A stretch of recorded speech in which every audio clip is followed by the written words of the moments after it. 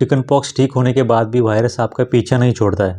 वो सालों तक शरीर के अंदर चुपचाप सोता रहता है और एक दिन अचानक से शिगल्स बनकर हमला कर देता है। फ्रेंड्स, मेरा नाम है डॉक्टर के चौगले और हमारे चैनल आरोग्य एडवाइस पर आप सभी का बहुत बहुत स्वागत है। चिकन पॉक्स के बारे में अपने कुछ पुराने वीडियोज में भी मैं बात कर चुका हूँ। तो चिकन पॉक्स ठीक होने के बाद वैरिसेला जोस्टर नाम का जो वायरस होता है वो आपके शरीर से पूरी तरह से नहीं जाता, वो आपके शरीर में नसों के पास छुप कर बैठ जाता है। चिकन पॉक्स की बीमारी अगर ठीक भी हो जाए तो भी ये वायरस पूरी तरह से नहीं जाता, ये वायरस आपके शरीर के अंदर ही रहता है। तो इसके बाद आपके मन में सवाल आएगा कि वायरस हमारे शरीर में छुपता कहाँ पर है। तो वैरिसेला जोस्टर नाम का जो वायरस है ये हमारे स्पाइनल नर्व्स के अंदर जो नर्व गैंग्लिया होते हैं उनके अंदर डोरमेंट यानी कि सोई हुई स्थिति में रहता है। अगर उस पेशेंट के शरीर की स्थिति मजबूत है और इम्यूनिटी भी मजबूत है तो फिर ये वायरस शांत स्थिति में रहता है। बात सवाल आता है कि ये वायरस वापस कब जागता है। जब उस इंसान की इम्यूनिटी कम हो जाती है, जैसे कि उम्र बढ़ जाना, डायबिटीज़ होना, स्ट्रेस होना, कोई दूसरी बीमारियां होना या फिर कोई दूसरा इन्फेक्शन हो जाना, तो इन सब कंडीशन के बाद उस पेशेंट में ये सोया हुआ वैरिसेला जोस्टर जो वायरस है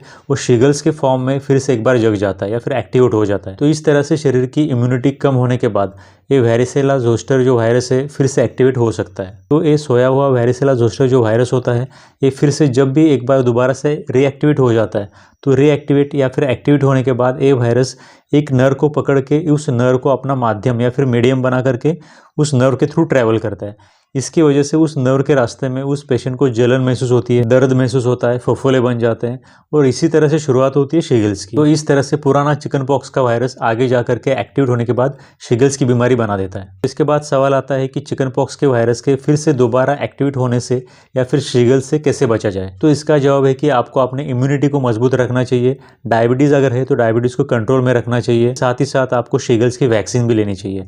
अगर ये 3 चीज़ें आप करते हो तो आप फिर से दोबारा वैरिसेला जोस्टर के वायरस के रिएक्टिवेट होने के चांसेस काफ़ी हद तक कम हो जाते हैं। आज हमने इस वीडियो में बात की कि चिकन पॉक्स का वायरस किस तरह से रिएक्टिवेट हो सकता है और इससे किस तरह से बचा जाता है। तो अगर आपके चिकन पॉक्स या फिर शिगल्स के बारे में कोई डाउट्स है तो आप हमें कमेंट सेक्शन में भी लिख सकते हो।